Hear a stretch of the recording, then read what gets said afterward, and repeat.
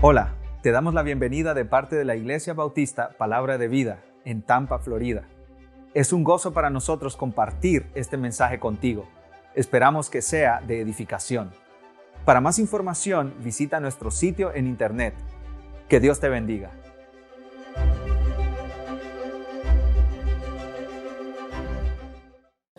Le damos gracias al Señor en esta tarde por poder predicar su palabra. Y en este momento yo soy el pastor más feliz del mundo. Cuando llego aquí y los veo a ustedes con tanto gozo, alabando y adorando a nuestro Señor. Después seguro de semanas duras, difíciles de trabajo, de situaciones complejas, y verlos aquí en la casa del Señor gozosos, adorando a nuestro buen Dios.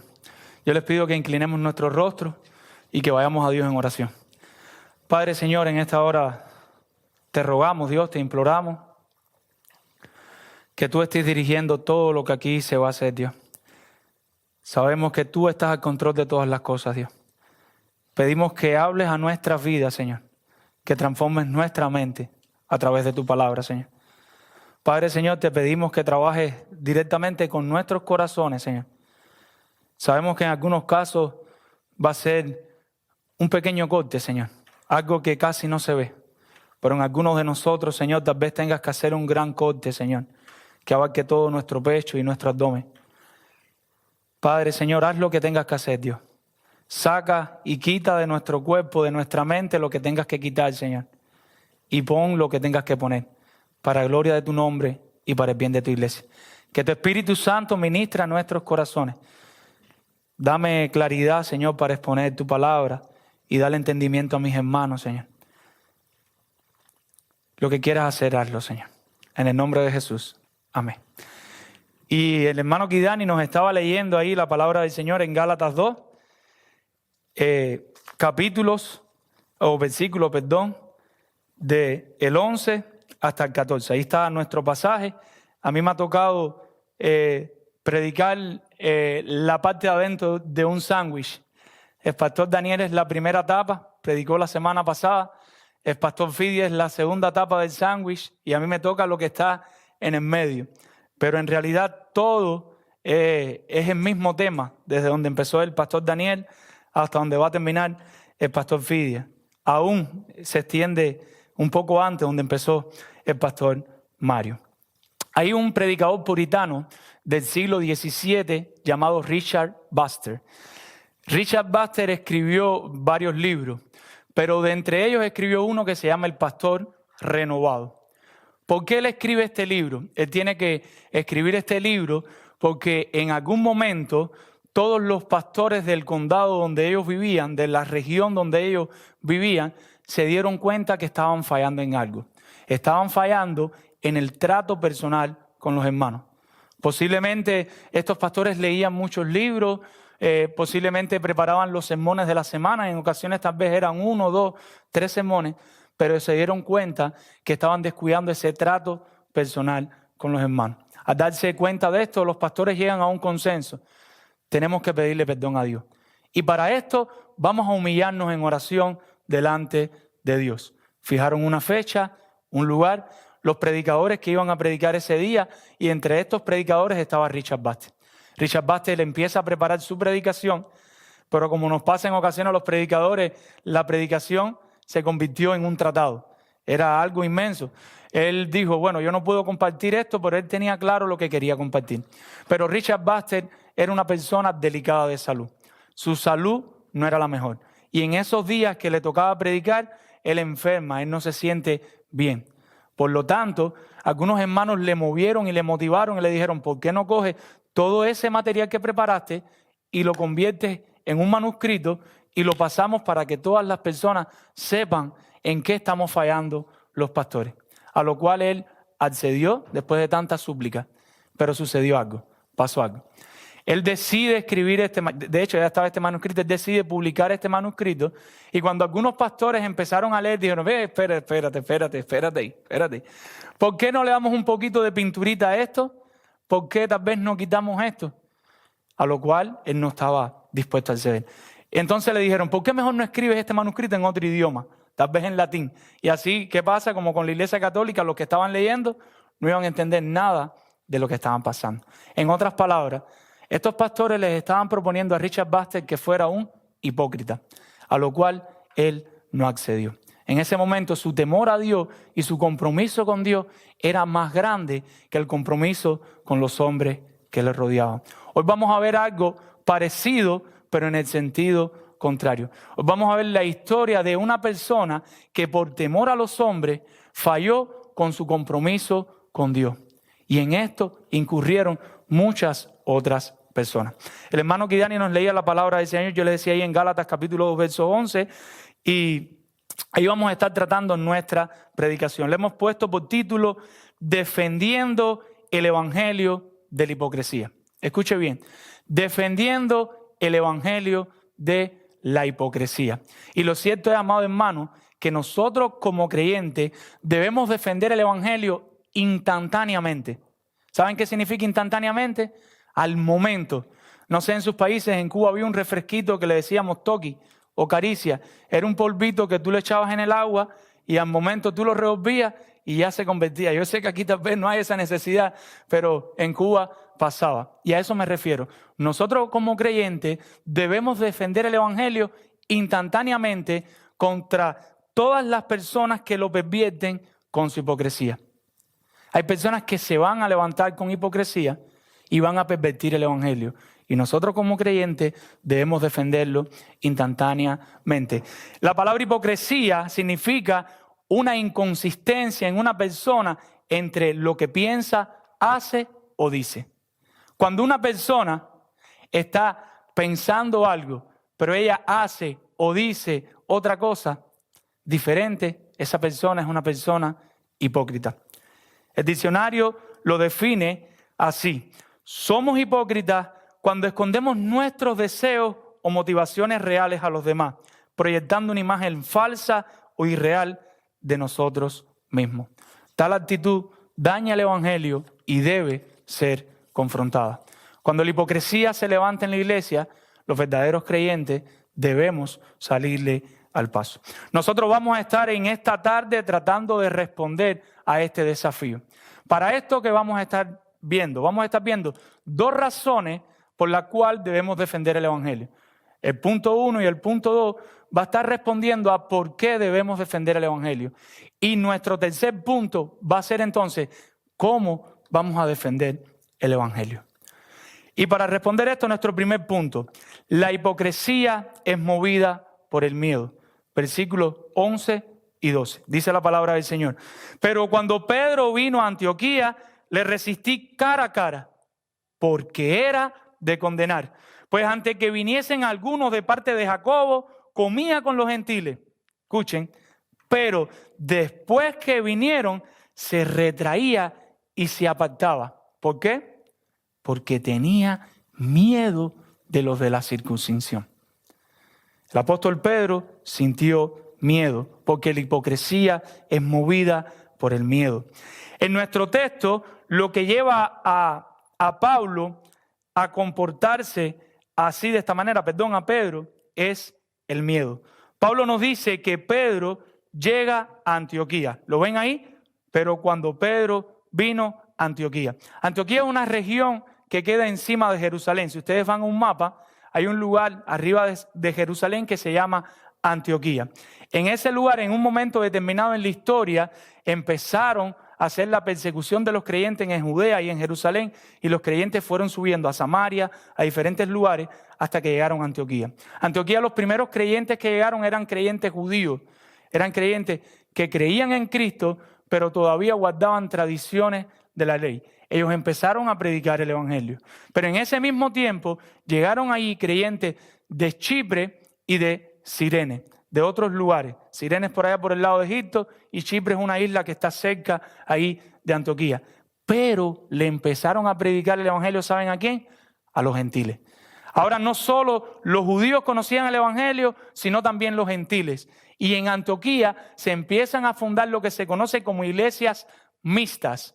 Iglesias de judíos y gentiles conviviendo juntos bajo el gobierno de Jesucristo. ¿Qué sucede en ese momento? Esta noticia llega a Jerusalén y de Jerusalén mandan a Bernabé, un hombre firme en la palabra de Dios, seguro en la palabra de Dios. Bernabé, al llegar allí y ver lo que el Espíritu Santo estaba haciendo, va a una región cercana que se llamaba Tarso a buscar a Pablo. Trae a Pablo y están un año entero predicando el verdadero evangelio de la gracia en aquel lugar, en Antioquía, en este lugar importante. Y después van a Judea a llevar una ofrenda. Imagínense que aquí fue en donde por primera vez se le llamó cristianos a los creyentes. Aquí en Antioquía se les dijo que eran cristianos por primera vez. Aquí nacen las misiones cristianas. El primer viaje misionero de Pablo sale de aquí con Bernabé desde Antioquía. Y después Pablo sale en su segundo y su tercer viaje misionero. No sé si recuerdan, estuvimos hablando en la predicación pasada, cuando Pablo regresa con Bernabé en su primer viaje misionero, ellos llegan ahí a Antioquía. Y cuando llegan a Antioquía, ahora viene otro grupo de judaizantes y vuelven a enseñar que la gracia no era suficiente, que la justificación no era solo por fe, que había que circuncidarse y guardar ciertos ritos. Les contábamos la vez pasada que entonces Pablo y Bernabé tienen que ir a Jerusalén, hacen este reporte, es el concilio de Jerusalén y regresan con unas cartas de parte de los apóstoles. Lo que le quiero decir, mi amado hermano, es que este es el centro prácticamente del cristianismo. Si este lugar se dañaba, todo el evangelio se iba a dañar. Los comentaristas no se ponen de acuerdo, estamos hablando aquí versículo 11, pero cuando Pedro vino a Antioquía, ¿en cuándo fue esta visita? Si fue antes del concilio de Jerusalén o si fue después. Pero lo cierto es que hay una situación peligrosa, sea cuando sea que esto haya ocurrido, y Pablo entiende que tiene que salir a resistir esta situación, a ponerse en contra. Dice el texto, versículo 11, pero cuando Pedro vino a Antioquía, ¿qué dice? Le resistí cara a cara, porque era de condenar. Lo que Pedro estaba haciendo no estaba bien. Y Pablo entiende que tiene que ponérsele enfrente como una pared. Imagínense una ola que va a caer y usted está con sus niños en la playa y usted ve que la ola le va a caer a los niños y usted tiene que ponerse y proteger a sus hijos, aunque la ola le caiga arriba. Algo así está haciendo Pablo. Pablo entiende lo que Pedro está haciendo no está bien, la actitud de Pedro no es la correcta y hay que salir a resistir esta situación. ¿Por qué? ¿Cuál es la causa o motivo o fundamento por la que Pablo entiende esto? Dice el texto, porque era de condenar. O sea, lo que estaba haciendo Pedro era digno de reprender, de condenar. Vamos al versículo 12 y vamos a ver un poquito más la situación. Y miren cuál era la situación. Pues antes que viniesen algunos de parte de Jacobo, comía con los gentiles. Pero después que vinieron, se retraía y se apartaba porque tenía miedo de los de la circuncisión. ¿Por qué Pedro comía con los gentiles? Y cuando llegaban los judíos se apartaban. ¿Qué era lo que le pasaba a Pedro que le llevaba a retirarse o a retroceder de esta manera?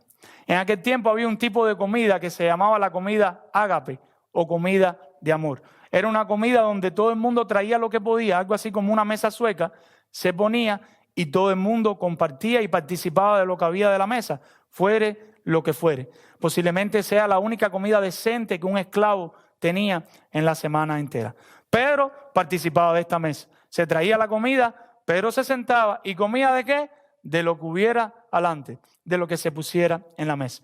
Pero en algún momento llega ahí a Antioquía un grupo de judíos radicales, supuestamente de parte de Jacobo. Dice el texto que venían de parte de Jacobo. Algunos comentaristas no creen que haya sido así, pero llegaban y Pedro sintió temor. Y como sintió temor, se empezó a retirar y a apartarse de esos gentiles con los que él había compartido hasta el momento. Ante tal situación, Pablo tiene que salir al encuentro. Imagínese, mi hermano, usted está aquí la semana entera comiendo con nosotros y hacemos una comida después del culto de la iglesia y se hacen unos taquitos al pastor, unos chicharrones, todo lo que sabemos que nos gusta, pero de pronto llegan ciertas personas ilustres con sus buenos trajes y sus corbatas y usted entiende que eso es pecaminoso y ahora por temor a esas personas usted se aparta. Algo similar fue lo que hizo Pedro. Lo cierto es, amado hermano, que cuando nuestro temor al hombre se vuelve mayor que el temor a Dios, ese miedo nos va a llevar a tener una actitud de hipocresía. Cuando el temor que nosotros sintamos por algún hombre se vuelve mayor que el temor que nosotros tenemos de Dios, ese miedo nos va a llevar a actuar con hipocresía. ¿Me hago entender hasta aquí lo que estamos hablando? Gloria al Señor. Cuando nosotros recordamos quién es Pedro, todo lo que había hecho hasta aquí, predicando a miles de personas, preso, sufriendo necesidad, un hombre que había estado con nuestro Señor, que conocía el evangelio de tapa a tapa. ¿Esto no debe ponernos alerta?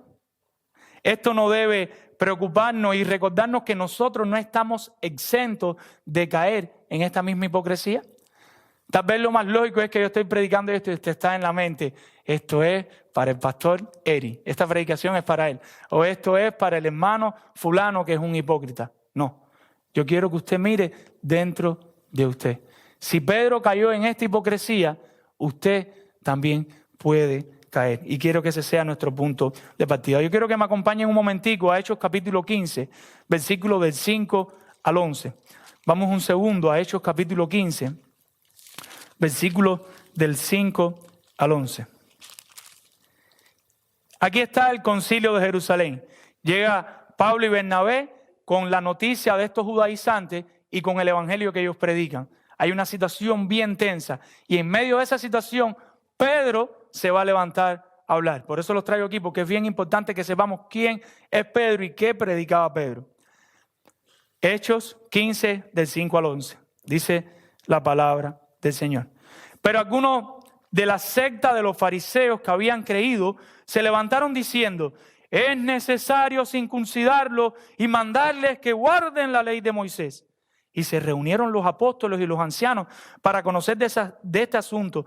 Y después de mucha discusión, escuchen, ¿quién se levantó? Pedro se levantó y les dijo: varones hermanos, vosotros sabéis cómo ya hace algún tiempo que Dios escogió que los gentiles oyesen por mi boca la palabra del evangelio y creyesen. Y Dios, que conoce los corazones, les dio testimonio dándoles el Espíritu Santo, lo mismo que a nosotros. Y ninguna diferencia hizo entre nosotros y ellos, purificando por la fe. Escuchen por qué: por la fe sus corazones. Ahora pues, ¿por qué tentáis a Dios poniendo sobre la cerviz de los discípulos un yugo que ni nuestros padres ni nosotros hemos podido llevar? Antes creemos, escuchen ahora otro elemento, que por la gracia del Señor Jesucristo seremos salvos de igual modo que ellos. Existen muchas razones por las que nosotros podemos temer a los hombres. Son varias las razones por las que le podemos temer. Podemos temer a los hombres por miedo a ser expuestos. Nosotros podemos temer a los hombres por miedo a ser expuestos. Tememos que otros sepan quiénes realmente somos.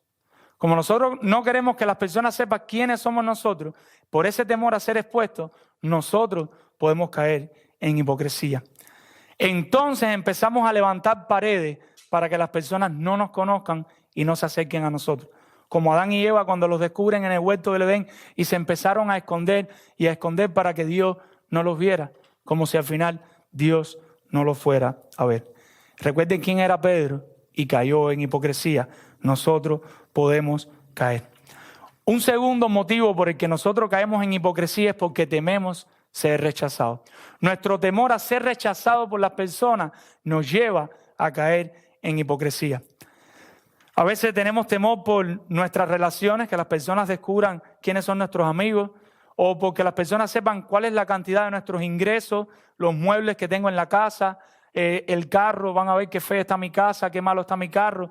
Y a veces ese temor no dejamos que las personas entren a nuestra vida, por temor a ser expuestos, por temor a ser rechazados. Y hay un último temor que es bien importante, y es el temor a ser lastimado en todos los sentidos. A veces no queremos abrir nuestro corazón con otra persona porque tenemos temor a que esa persona nos lastime a nosotros.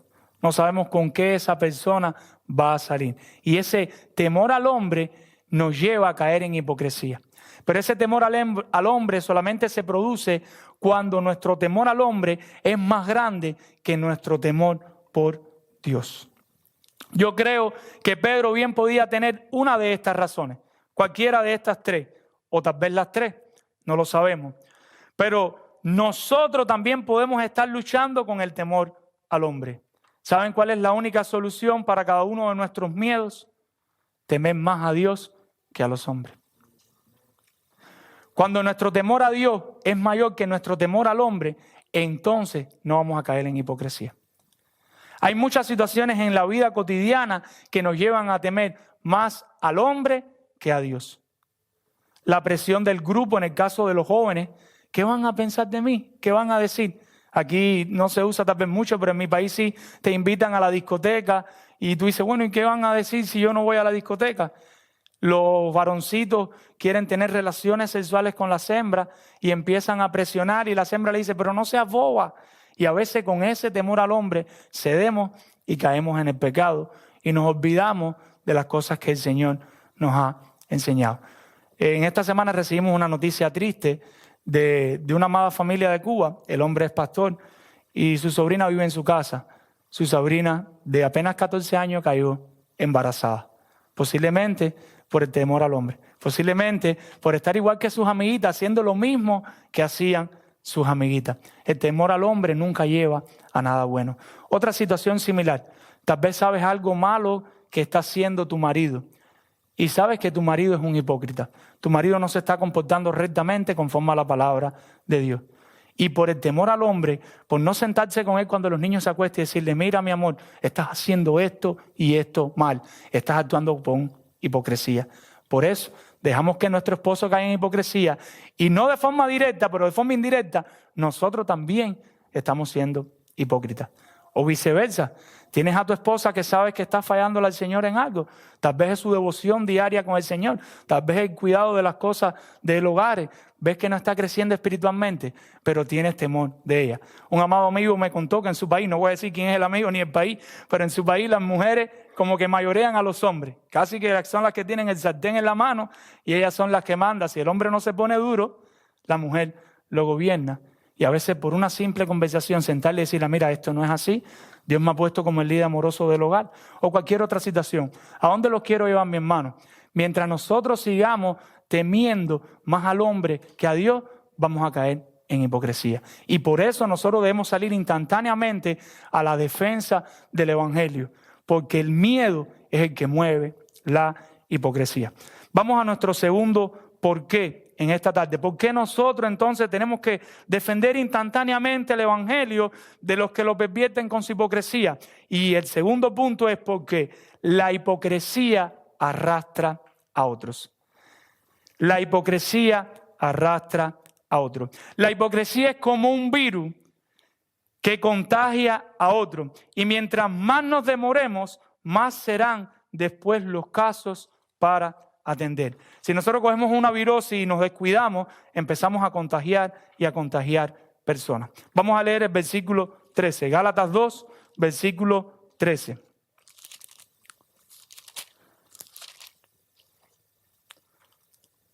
Dice la palabra del Señor. Y en su simulación participaban también los otros judíos, de tal manera que aún Bernabé fue también arrastrado por la hipocresía de ellos. En su simulación. ¿Qué es simulación? La simulación es pretender actuar con un motivo en tanto que es otro el que verdaderamente inspira el acto. Eso es simular. Tú pretendes actuar de una forma cuando en realidad estás movido por otra cosa. Al final se va a entender un poquito mejor. Pero al separarse con otros judíos creyentes de los creyentes gentiles, pretendía que su motivo era la lealtad a la ley de Moisés. Él se está separando de los gentiles, se está yendo con los judíos y él dice, yo lo hago porque yo soy fiel a la ley de Moisés. En tanto que lo que en realidad lo movió a ellos fue el temor a los judaizantes. Es como que yo hice esto por esto, pero en tu corazón tú sabes que no es así. En tu corazón tú sabes que hiciste eso por otra causa. En el caso de Pedro, él daba la apariencia de, bueno, yo estoy siendo fiel a la ley de Moisés, pero el mismo Pedro sabía que la ley de Moisés no puede salvar. El mismo Pedro sabía que la salvación es por gracia, por medio de la fe. Lo que le movió a Pedro a caer en esa hipocresía, ¿saben qué fue? El temor a los hombres, no fue otra cosa. Ahora, ¿quiénes fueron arrastrados? Veamos el texto. Y en su simulación participaban también, ¿qué? Los otros judíos. La palabra aquí judío es para distinguir, hacer una distinción entre los judíos y los gentiles. Recuerdo que hablamos que esto era una iglesia mixta de gentiles y judíos, pero ya esos judíos sabían que la salvación era por gracia, sabían que la justificación era por medio de la fe. Esos judíos posiblemente se sentaban a la mesa con Pedro y ya estaban comiendo de todo lo que le pusieran adelante. Ellos no estaban haciendo una dieta especial. Ellos comían del alimento que tuvieran ahí, oraban, le daban gracias a Dios y comían. Pero ahora Pedro empieza a participar en esta simulación y los judíos dicen, Pedro participando en esto, y empezaron a retraerse y a dejar a los gentiles solitos. Me imagino que se acababa el culto y cuando iban a esa mesa ágape, esa mesa de amor, se quedaban ya los gentiles solos comiendo. Entonces Pedro y los judíos y todos se iban para un lugar especial, para un restaurante especial, a comer ellos solos, ahí sin que nadie los viera. Pero esto no se queda así. ¿A quién más arrastraron aparte de los judíos? De tal manera que aun quien, Bernabé, fue también arrastrado por la hipocresía de ellos. ¿Quién era Bernabé? El compañero de Pablo. Bernabé llegó allí y vio como el Espíritu Santo cayó sobre los gentiles y fue a Tarso y buscó a Pablo y estuvieron un año predicando y salieron de viaje a las misiones y pasaron por aquí, por Galacia y predicaron el evangelio por medio de la fe, justificación por fe, el evangelio de la gracia. Y ahora Bernabé también cae en esta hipocresía. Y usted dirá, ¿pero cómo es esto, caballero? ¿Qué es lo que está pasando? ¿Es posible que esto pase? Sí, mi hermano. Es posible, es muy posible. Por la hipocresía, fingimiento, simulación, como una obra de teatro. Como una persona que se para a actuar y ella llora o se ríe y dice que ama, pero en su corazón no ama. Y llora, pero en su corazón es una actuación. No está llorando o hace cualquier otra cosa. Algo así es lo que está diciendo. Ustedes son unos hipócritas, ustedes están fingiendo, simulando, como en una obra de teatro. Esto es muy grave. Estas personas empezaron a vivir como si la ley fuese necesaria para la justificación. ¿Se imaginan eso? Estos líderes viviendo como si ahora hay que regresar a la ley para ser justificados. ¿Por qué? Por temor de los hombres. Aunque sabían que su libertad cristiana de comer con los gentiles provenía de Dios, se dieron a las circunstancias. Se contagiaron como con un virus. Todo empezó por una persona, Pedro. Ahora tenemos muchos que se están contagiando con la hipocresía y de esta manera distorsionan el evangelio solo por la fe, mediante el arrepentimiento que nos enseñó Jesús, los apóstoles y en menor de estos últimos, Pablo. Mis hermanos, con esta situación estaba en peligro mucho, eso lo había dicho. Antioquía era el punto central del evangelismo. Imagínense, ya se habían contagiado, se empezaron a contagiar los judíos y de ahí salían todas las misiones. Si también se contagiaban los gentiles, a donde quiera que llegara un gentil, el mundo entero hoy fuera judío. Si Pablo no sale al encuentro, en vez de haber tantos cristianos como hay en el mundo, hoy todo el mundo fuera un prosélito. La mayoría de las personas fueran judíos y creyeran en Cristo, pero hubiera que guardar todas las demás cosas que enseñaba la ley y lo que agregaban en el Talmud. Mis hermanos, yo quiero que nos fijemos un momento en la motivación. No nos quedemos solo con la parte superficial. Vamos a entrar un poquito en el corazón. Vamos a empezar a entrar a corazón abierto. Y vamos a fijarnos en la motivación por la cual hacemos las cosas. El pecado no está simplemente en los alimentos. El pecado no está en comer o no comer. No quiero que nos distraigamos con lo de afuera. ¿Dónde está el pecado? En el corazón. Voy a tratar de demostrárselo. Pablo en 1 Corintios 8, lo puede leer en su casa, nos habla que por amor a los hermanos, él estaba dispuesto a dejar de comer carne. Pablo, dejar de comer carne también. ¿Cómo es esto? Para no poner tropiezo a sus hermanos. En 1 Corintios 8, el contexto, lo que pasa es que allí se estaba comiendo la comida de los ídolos. O sea, se le hacía una fiesta a un ídolo y había un tipo de carne y de comida. Y había muchos hermanos que habían salido de ese contexto. Y para ellos comerse la comida de ese ídolo era como traicionar a Dios. Pablo, entendiendo esto, por amor a ellos, como un principio de acomodación, ¿qué dice Pablo? Bueno, si yo me como esa comida delante de ellos, yo les voy a hacer daño. Por amor a ellos, yo me voy a acomodar, yo voy a estar un tiempo sin comer la comida para poder enseñar. No para dejarlos así como estaban en esa situación espiritual, sino para ir acomodándose a ellos. Él sabía que si él hacía una confrontación, los iba a aplastar y los iba a dañar. Pero mira, Génesis dice esto, que todo es bueno en gran manera, y aquello dice que esto, y el profeta tal dice lo otro, y tú estás mal. Y sí, les iba a ganar la guerra teológica, pero no iba a conquistar sus corazones, porque no iban a abrir sus corazones. Entonces Pablo cede a dejar de comer por un tiempo.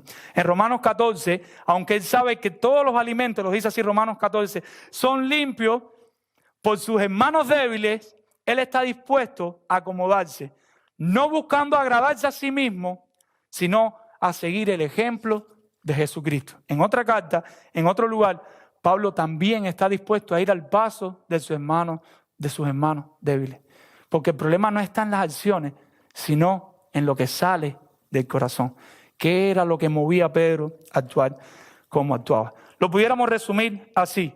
Pablo está dispuesto a no comer por una decisión llena de amor. ¿Escuchó eso? Pablo está dispuesto a dejar de comer lo que él tuviera que dejar de comer, pero por una decisión llena de amor. Ahora, Pedro está dispuesto a dejar de comer por una decisión llena de miedo y cubierta con hipocresía. ¿Se dan cuenta dónde está el problema? En el corazón. Los dos dejaron de comer, pero por las motivaciones diferentes. Mis hermanos, vamos a hacer algunas aplicaciones a este segundo punto.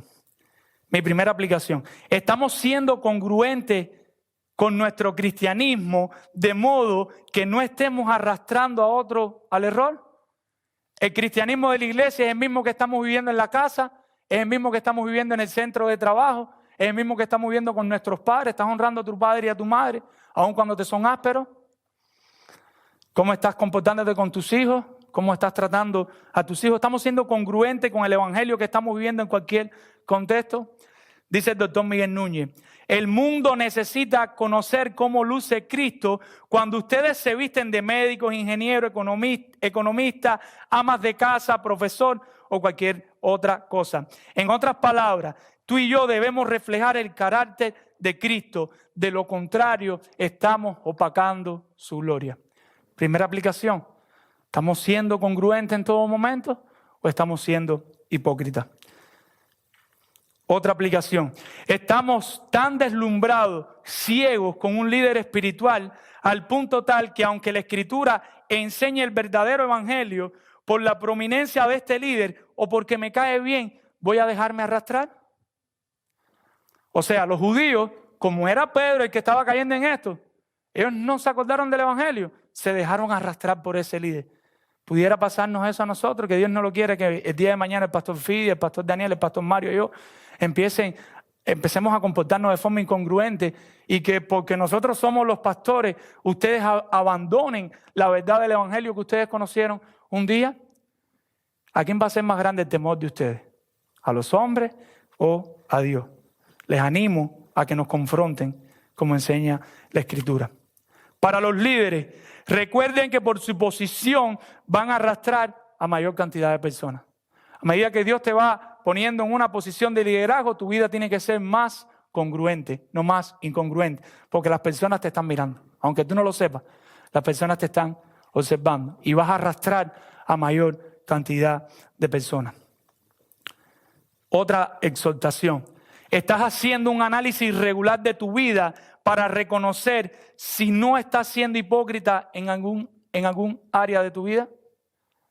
Te estás deteniendo en la semana para ver cómo va tu vida y decir, bueno, Eri, en el trabajo tú eres así, de vez en cuando pecas en esto, no te arrepientes, te arrepientes, en la iglesia eres así, en la casa con tu esposa la estás tratando así, a tus hijos los tratas así. Estás haciendo esa pausa tal vez una vez a la semana para ver cómo está tu cristianismo en todas las esferas de la vida.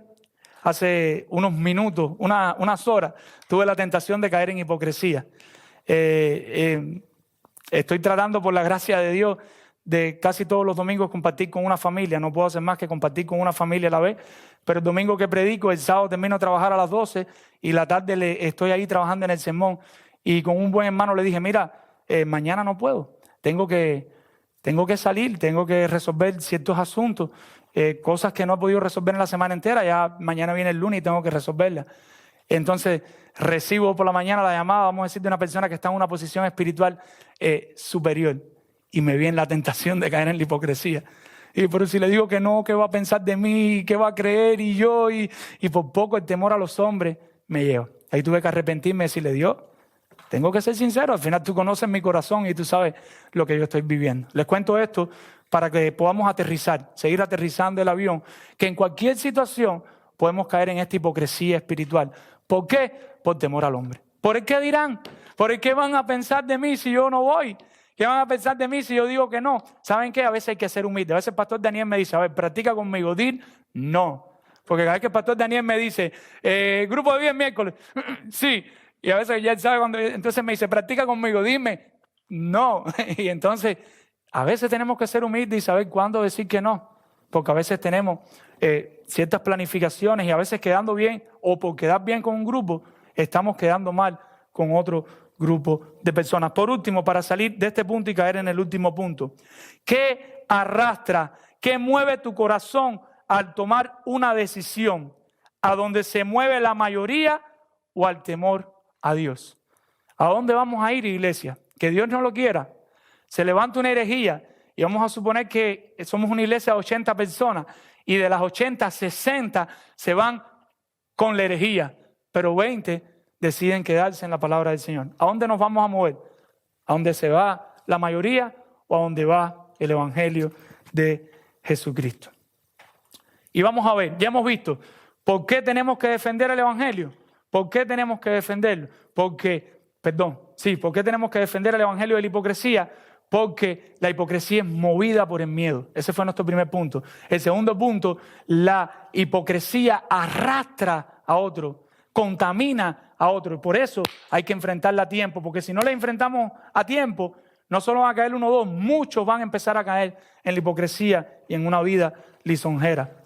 Ahora, vamos a ver cómo. Ya sabemos que está mal, ya sabemos que la hipocresía hay que enfrentarla, pero la pregunta que tal vez sale en su mente, bueno, Eric, ¿cómo le salimos al paso? ¿Cómo le salimos al frente a este tipo de hipocresía? Y ese es nuestro tercer punto. Y dice así, la hipocresía se confronta instantáneamente. Lo voy a volver a decir por si alguien quiere tomar nota. La hipocresía se confronta instantáneamente. ¿Qué significa confrontar? Confrontar significa mantenerse en una actitud de oposición ante un problema o situación difícil u obligación sin aludirlos y luchar contra ellos. Es difícil, no es fácil. Confrontar no es fácil. Sabes que la situación está mal y sabes que tienes que confrontarla. Porque nuestra actitud natural, ¿cuál es cuando viene un problema? Quitarnos y que el problema pase, porque no queremos tener enemigos. Porque no queremos que el rating, se dice así, ¿no? El rating de aprobación y delante de las personas disminuya. Nosotros queremos ser populares y queremos ser exitosos. Y si tú empiezas a confrontar hermanos con su pecado, esa popularidad enseguida va a disminuir. La hipocresía se confronta, y ya lo hablamos, ¿cómo? Instantáneamente. En medicina, las infecciones bacterianas pueden provocar enfermedades.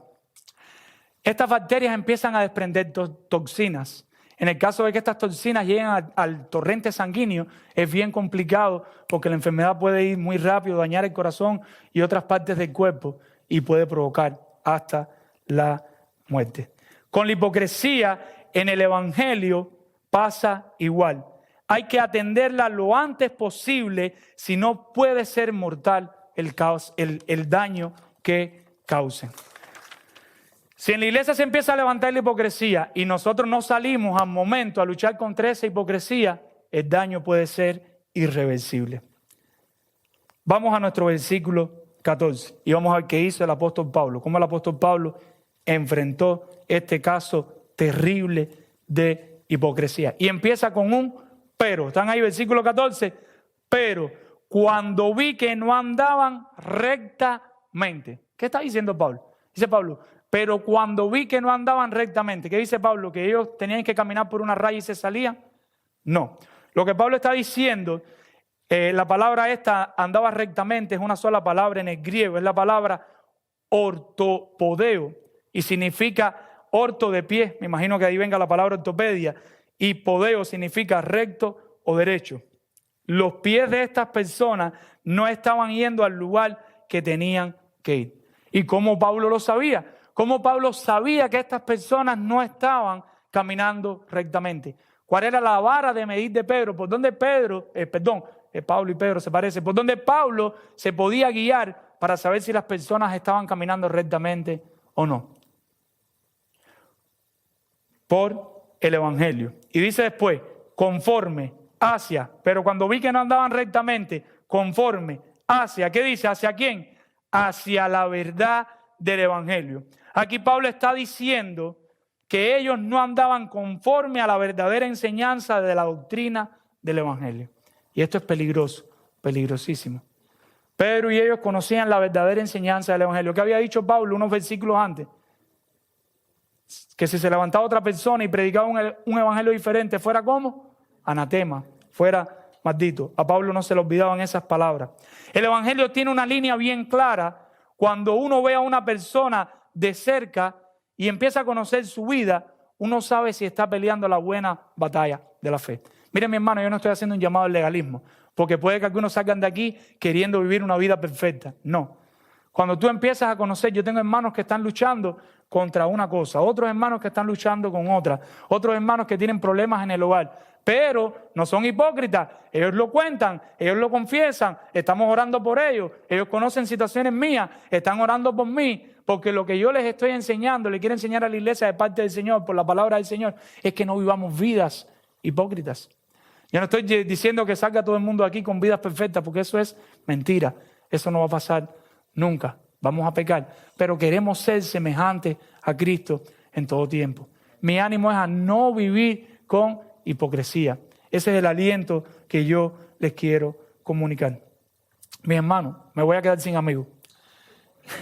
Escuchen, imagínense que cuando yo me vaya de aquí, vaya solo para mis amigos, no se preocupen los que son visitas, y yo te pido tu celular de pronto. Te digo, préstame tu celular y déjame ir a las últimas 10 búsquedas que hiciste en YouTube. ¿Estarías dispuesto a darme tu celular? No se alejen de mí, por favor. Y no asientan con la cabeza. No digan que sí. No digan que sí porque tal vez busco las últimas 20, las últimas 30 y tal vez encuentro algo extraño. No fue que Pedro se salió un poquito. Fue que se le fue la dirección. No fue que se le fue la dirección un instante y luego la recuperó. No, fue que se fue para el carril contrario y chocó con todos los autos que venían. Y no solo se dañó él, sino que dañó a todos los que venían por el otro carril. Se descarriló completamente y dañó a varios carros con su negligencia. Y ante tal desastre, ¿qué hace Pablo? ¿Se queda callado? No. ¿Se hace el de la vista gorda? No. Trague en seco y guarda y guarda y guarda hasta que un día que hace el que guarda explota y revienta dando un mal testimonio. No, Pablo tampoco hace esto. Estas son actitudes naturales que tenemos nosotros ante situaciones de hipocresía que van en contra del Evangelio del Señor. ¿Qué dice el texto? Dice el texto, versículo 14. Pero cuando vi que no andaban rectamente conforme a la verdad del Evangelio, dice, dije, exclamó, puede ser una buena traducción. Y aquí viene lo interesante. ¿Dije a quién? A Pedro. Dije a Petro. Petro significa piedra. Vamos a hacer una pausa y vamos a mirar este contraste. Pedro temió a los de la circuncisión y ahora Pablo tiene que enfrentar a Petros, a la piedra. Uno de los apóstoles estuvo en el círculo íntimo de nuestro Señor Jesucristo, de los tres. Una persona que estuvo preso por el Evangelio.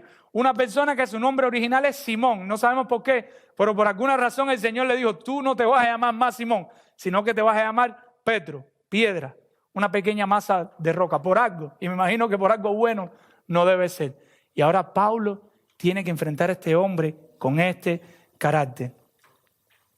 Pero nada de eso lo detiene, porque Pablo no se detiene a pensar en él mismo. Él tiene sus ojos en la gloria de Dios y el bien de la iglesia. Eso está por encima de su fama, de lo que piensen de él, de que lo desprecien. Su compromiso es con Dios. ¿Con quién es tu compromiso? No me respondas. ¿Con quién tienes tu compromiso hoy por hoy? ¿Tu compromiso con Dios es más fuerte que cualquier otra cosa que puedan pensar de ti las demás personas? ¿Cómo lo hizo? ¿Cómo procedió Pablo? Pues vamos al texto. Pero cuando vi que no andaba rectamente conforme a la verdad del Evangelio, dije a Pedro y dice, delante de todos. Y usted dirá, wow, Pablo, se te fue la mano. Pero ¿acaso no lo podías llamar aparte? ¿No podías ir con un testigo? Y si no te escuchaba, tal vez llevar 2. Y si no te escuchaba, llevar 3 y llevar 5. ¿No podías tener un poquito de paciencia, Pablo? No. Porque el pecado de Pedro, ¿cómo era? Público. Todo el mundo lo conocía. Era grave, era gravísimo. Estaba haciendo daño a otras personas. Y como el pecado era público, había que confrontarlo en público delante de todas las personas. Yo me lo imagino un domingo al terminarse el servicio. Cuando ahí el hermano Kidani termine los anuncios y él dice, espérense ahí, iglesia, espérense un momento. El mismo apóstol Pablo en otra carta dice que él era torpe a la hora de hablar. Tal vez sin mucha elocuencia, pero con el conocimiento suficiente del verdadero evangelio como para decirle que no estaban bien lo que estaban haciendo. Este hombre tosco en la palabra, tal vez no hablaba con tanta elocuencia, pero estaba dispuesto a pararse y enfrentar públicamente el pecado que públicamente ellos estaban cometiendo. La reprensión de un pecado público que daña a la iglesia debe ser pública. Si el día de mañana usted empieza a pecar y su pecado le está haciendo daño a usted y le está haciendo daño a toda la iglesia, su reprensión debe ser pública. ¿No lo quiere? Pues no caigas en ese pecado. ¿Y en qué consistía esta reprensión?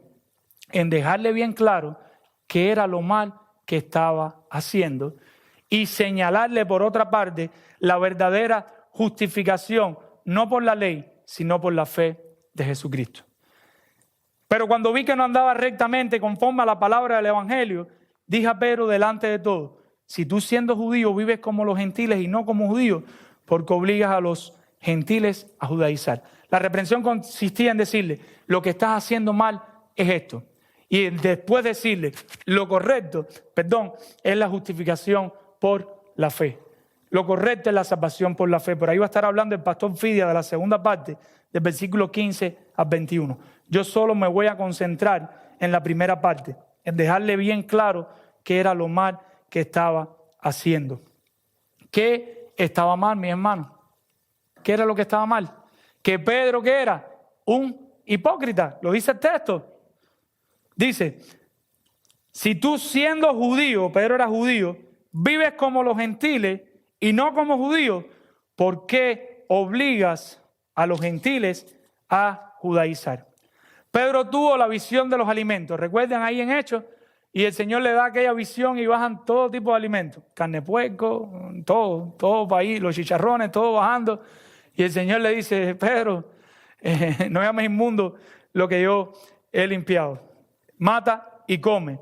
Esto quiere decir que va y le predique a los gentiles, va, le predica a Cornelio, se convierte todo el mundo allí en casa de Cornelio, es bien contento, me imagino que haya comido un poco de cosas allí también, ya sabiendo que podía comer de todo. En Hechos 11, Pedro disputó con los de la circuncisión, dejándole claro, él viene a traer la noticia esta de que le había predicado a los gentiles y llega allí. Y cuando él llega ahí a Jerusalén, empiezan a oponérsele. Y él dice, ustedes se están oponiendo, pero el Señor me dijo bien claro que a los gentiles hay que predicarle y que los alimentos son limpios y que la justificación es al creer en Jesucristo, que los gentiles también reciben el Espíritu Santo al igual que los judíos y no lo reciben por la ley. Y en Hechos 15, que ya lo leímos, en el concilio, es el primero en levantarse y defender delante de todos a Pablo y Bernabé. Y deja claro que la salvación es solo por la fe y solo por la gracia. Vamos un momentico aquí mismo a Gálatas 2:9, versículo 9. El pastor Daniel habló de esto. Y reconociendo la gracia que me había sido dada, Jacobo, Cefas, ¿saben quién es Cefas? Pedro y Juan, que eran considerados como columnas, nos dieron a mí, a Bernabé, la diestra, enseñar de compañerismo, para que nosotros fuéramos a los gentiles y ellos a la circuncisión. O sea, Pedro en algún momento le dice a Pablo, mira, te damos el apoyo para que vayan y prediquen el evangelio solo por medio de la fe en Cristo, solo por gracia y solo por fe. Yo, Pedro, como dice el pastor Mario, acuño este mensaje. Pedro estaba diciendo eso. Yo apruebo este evangelio. Pero unos versículos después, Pablo está trayendo a la luz la incongruencia de Pedro. Ahora, por un temor más grande de estos radicales que de Dios caen en la hipocresía y después de haber comido a lo largo de su ministerio de todo lo que se arrastra, ahora con su mal testimonio estaba llevando a los no judíos a confusión. El riesgo era grande. Quiero dejarle esto. El riesgo era grande. Y lo segundo que quiero que se queden en la mente es: cualquiera cae. Escuche bien, el riesgo era grande, pero escuche bien, cualquiera cae en pecar por el temor al hombre, caer en hipocresía. Ahora, tal vez usted se pregunta, bueno, ¿y en qué paró esta disciplina pública? Lo cierto es que Pablo no cuenta aquí qué sucedió con esta disciplina. Él solo usa esta historia para defender el evangelio que él predica. En este caso, recuerda a los Gálatas que a un Pedro él le llamó la atención cuando estaba caminando fuera de la línea del evangelio. ¿Cómo no se la iba a llamar a ellos por el bien del evangelio y de la iglesia y por temor a Dios? Eso está a partir del capítulo 3, versículo 1. Dice, oh Gálatas insensatos. Y ahí en el capítulo 1, versículo 11 dice, mas os hago saber, hermanos, que el evangelio anunciado por mí no es según hombre. O sea, él está defendiendo el evangelio y en medio de esta defensa del evangelio dice, fíjense si yo lo que estoy es defendiendo el evangelio y si tengo la autoridad de Dios, que al mismo Pedro en una ocasión empezó a caminar lejos del evangelio y yo, para salir a la defensa del evangelio, por la hipocresía con la que él estaba viviendo, yo le tuve que llamar la atención. No para exaltarse el mismo, sino por el bien del evangelio. Y ahora llega el 3.1 y dice, oh Gálatas insensatos. ¿Cuántos? Si yo le llamé la atención a Pedro cuando andaba mal, ¿qué se creen ustedes, Gálatas? ¿No les voy a llamar la atención también a ustedes cuando ustedes están caminando lejos del evangelio de Dios? Eso es lo que dice todo este contexto. Pero ¿qué pasó? Y quiero que nos quede claro esto. En 1 Corintios 9:5, Pablo lo menciona a Pedro participando en viajes misioneros junto con su esposa, quizá entre los judíos dispersos en Asia Menor. O sea, Pablo lo tuvo que disciplinar en un momento determinado, pero después mismo Pablo en otra carta menciona a Pedro. Mira, Pedro está con su esposa, tal vez no tengo yo la bendición igual que Pedro, y Pedro está con su esposa sirviendo en otro lugar. Pedro también menciona a Pablo en sus cartas. Dice que el apóstol Pablo ha escrito cosas probando que aún ahí reciente Pablo tenía autoridad para escribir. Dice el apóstol Pablo ha escrito algunas cosas, las cuales algunas son difíciles de entender, pero menciona a Pablo. El mismo Pedro también menciona la gracia de Dios en 1 de Pedro 5:12. La disciplina bíblica siempre busca el bien y la disciplina bíblica siempre es buena. O sea, Pablo tuvo que disciplinar a Pedro, por eso le he contado todo esto. Aquí mismo en la carta de Gálatas no dicen qué paró eso, pero el resto de las cartas nos dan una luz de que Pedro reaccionó ante esta disciplina. Al punto tal que en sus cartas, Pedro ahora está hablando de la gracia de Dios y Pedro siguió sirviendo con su esposa a nuestro Señor Jesucristo. Al punto tal que Pedro menciona a Pablo. Si Pedro no hubiera estado de acuerdo con la disciplina de Pablo, Pedro hubiera dicho, no, Pablo, tú eres un hereje, y si lo hubiera mencionado hubiera sido para mal. O sea, pudiéramos sacar la conclusión de que Pedro entendió la disciplina. Al punto tal que Orígenes cuenta que Pedro, considerándose indigno de morir, como había muerto su maestro, a petición suya, fue crucificado con la cabeza hacia abajo. La historia nos cuenta que Pedro posiblemente murió en una cruz invertida. Decía, yo no soy digno de morir como murió mi Señor. Mis hermanos, les voy a hacer algunas exhortaciones ya para terminar. La primera, velemos por la salud de la iglesia. Todos juntos, velemos por la salud de la iglesia. Observemos cómo están viviendo nuestros hermanos, no para salir a soltar la sopa. ¿Sabe lo que es? En Cuba decimos chismear. no para salir a llevar recado, sino para ayudar al hermano a arrepentirse y a cambiar el rumbo por el que está llevando su vida. Para decirle al hermano, lo que estás haciendo no es bíblico y debes arrepentirte. Cuando usted ve a un hermano en pecado, no vaya donde está otra persona, vaya donde está el hermano y hable con él. Hermanos, busquemos personas, escuchen esto, a quién rendirle cuenta. Yo pudiera preguntar, ¿a quién le estás rindiendo cuenta de tu vida? Pero ahí pongo un pero. Y dice, pero que nuestro mayor temor sea a Dios mismo. ¿Y por qué le digo esto? Yo les animo a que se busque un hermano a quien rendirle cuenta. Yo les animo a eso. Eso es bueno para su vida. Un tiempo donde usted le pueda contar a ese hermano qué le está pasando y el hermano tal vez contárselo a usted. Pero que nuestro mayor temor sea Dios. Porque aún podemos tener 5 hermanos a los cuales le estamos rindiendo cuenta. Pero si nuestro temor a Dios no es mayor que el temor a los hombres, aún a ellos los vamos a engañar. Mi ánimo es, temamos a Dios con todo nuestro corazón.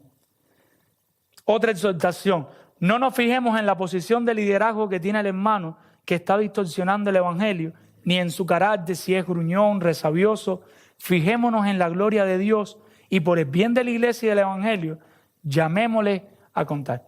En muchas ocasiones sabemos que es un líder de la iglesia y no nos queremos acercar a decirle, mira, según la escritura, no según una preferencia tuya, según la escritura estás pecando en esto. O hay ciertos hermanos que tienen cierto carácter y usted dice, pero ¿cómo me lo acerco a ese hermano? Como en estos días me dijeron, pero pastor, tú eres serio. Y dije, alabado, yo soy serio, yo no lo sabía. Pero bueno, parece que esa es la apariencia que doy. Y te diré, ¿cómo me lo acerco a este hermano que es una bola de resabio? Pues por tener más temor a Dios que a los hombres, te le tienes que acercar al hermano. Tienes que llamarle la atención. En sentido contrario, tengamos bien claro que es una preferencia o cuando de verdad mi hermano está pecando. A veces hay cosas que son gustos. Ay, pero el hermano tal no se puso la saya por el tobillo, ¿me van a entender? O el hermano tal no se puso una camisa de manga larga, o el pastor predicó sin corbata, o cualquier de esas cosas que se nos ocurren. Nosotros tenemos que tener claro cuando algo es pecado o cuando algo es una preferencia de nosotros. Está en la escritura lo enseña, entonces puedes confrontar al hermano. Nunca olvidemos que la salvación es solo por fe, solo por gracia y solo por Cristo. No hay otra forma de ser justificado. Y por último, no seamos hipócritas. Vamos a terminar en oración. Padre, Señor, en esta hora te damos gracias por tu palabra, Señor. Gracias porque es buena, bendita, eficaz, Dios. Padre, Señor, tú has querido trabajar con nosotros en esta tarde en el sentido de que te tengamos más temor a ti que a los hombres, Dios. Padre, Señor, tú nos has llamado a vivir vidas congruentes, no vidas de hipocresía, viviendo de una manera en un lugar y de otra manera en otro. Pero, Padre, reconocemos que solo no podemos, Padre, Señor. Posiblemente hayamos pecado de hipócrita en esta semana, posiblemente hayamos pecado de hipócrita hoy mismo, pero pedimos tu auxilio, pedimos tu intervención divina, que con tu Espíritu Santo sigas trabajando en nuestros corazones pecadores y que el temor a ti aumente cada día más, de manera que nuestras vidas no sean vidas de hipocresía. Padre, ayúdanos a no estar hablando mal en nuestros hogares, de nuestros hermanos, a hacer una cosa aquí en el templo y en la casa, ser otra, Dios mío, Señor. Ayúdanos a vivir vidas rectas para tu gloria delante de ti. Reconocemos que solo no podemos, Señor. Padre, Señor, ayúdanos, Señor, a no arrastrar a otros con nuestro pecado. Ayúdanos a llamarnos a contar unos a otros, pero ayúdanos a tener un temor inmenso por ti, Señor. Ayúdanos a vivir el Evangelio, Señor. ¿Qué más te puedo pedir, Dios? Ayúdanos a vivir el Evangelio, Señor. Perdona nuestros pecados. En el nombre de Jesús. Amén.